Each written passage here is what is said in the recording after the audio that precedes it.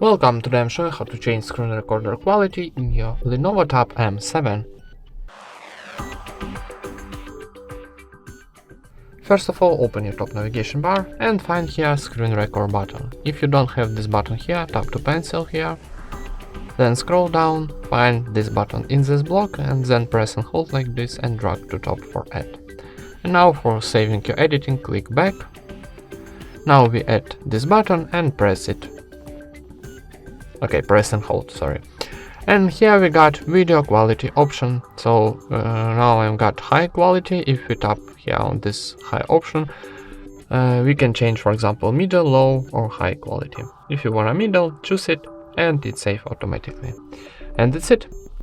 Thank you for watching, leave thumbs up and subscribe to our channel.